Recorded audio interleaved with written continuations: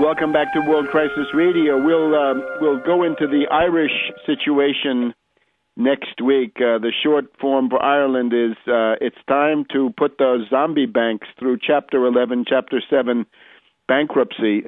Ireland is not like Greece. In Greece, there was a problem with government budgeting and bookkeeping, but in this case of Ireland, it's not that at all. It's straight zombie bank bankruptcy. So don't let the zombie bank shift their rotten derivatives to the Irish state, right? You got 5 million people in Ireland. The amount of money needed by the banks is supposedly 100 billion euros. Shut down those banks, liquidate them, impose a debt moratorium, and reorganize, and you can get out of it.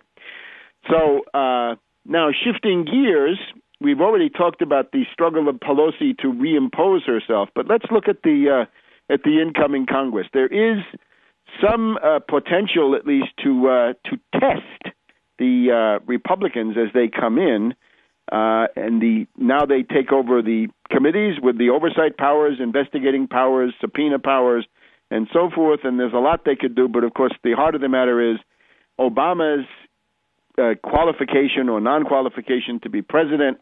So let's get an update on that from Phil Berg in Philadelphia. Welcome, Phil. My pleasure to be on. Yeah, you raised some interesting questions here, and we're right now analyzing which one to proceed. I don't want to discuss our main ideas on the air right now because we want to get a jump on it before some other people, but shortly we'll be out with it. But you're right, the Republicans now are in a position to really challenge Obama, and I want to really put pressure on Republicans because I have a feeling that a lot of them won't do it, and it's wrong. We're in a constitutional crisis, as far as I am concerned, and many other people are concerned. Obama is a fraud. He's a phony. This is the biggest hoax against the States of America. And without getting into it, because my main reason is that he's not constitutionally qualified, but we have to take a look at what's been going on recently. His recent trip to India and other places was a failure because the United States of America is not respected now because of Obama's actions. You know, we have a crisis here. We have a financial crisis, a constitutional crisis, Social Security. The health care bill is out and out unconstitutional. There's challenges going on, but we're seeing the detrimental effects of that right now by benefits being cut, by premiums going up, by co-pays going up. It's really outrageous what's been going on, and I'm going to go back into what I have done from the beginning. I filed my first lawsuit August 21st, 2008. That's over 2 years ago. That was before Obama was even nominated to be the Democratic candidate. And my position is that Obama is not only not natural born, he's not naturalized, he's not an illegal alien, and that's the one lawsuit I still have pending.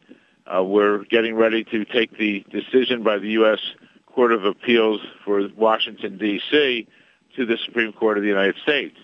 My position is the fact that, number one, Obama was born in Africa. We have hard evidence on that because we have his step-grandmother. Also, we got a member of council now over in Kenya acknowledging that he's from there.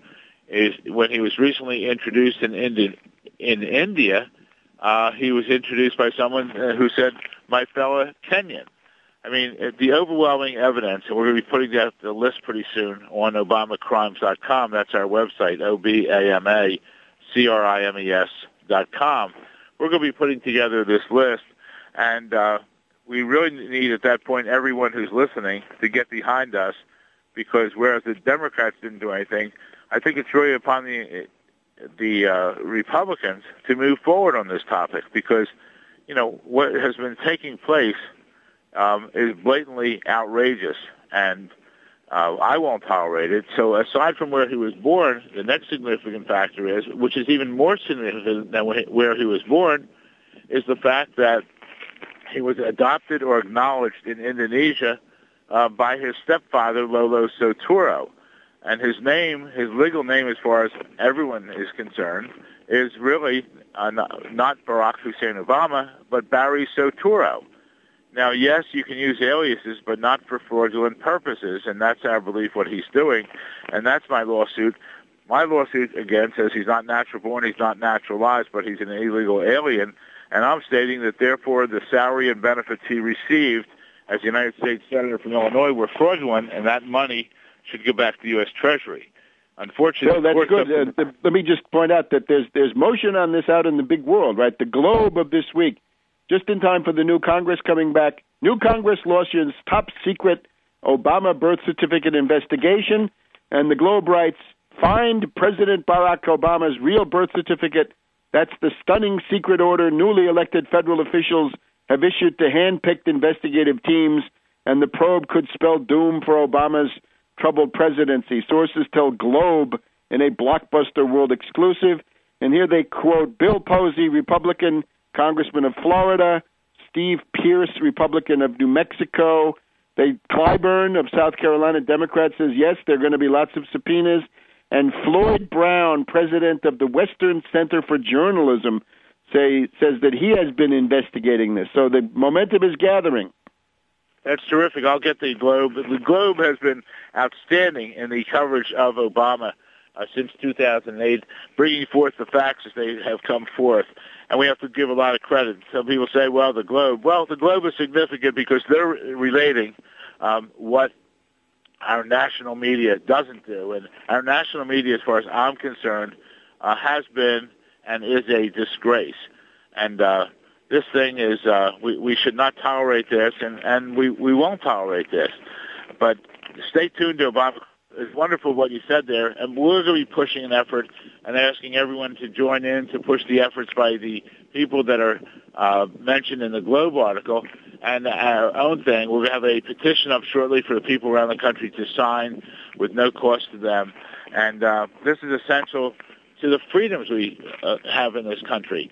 Obama, by not being constitutionally qualified, is making a mockery out of the Constitution, and that's what he's done on this health care bill.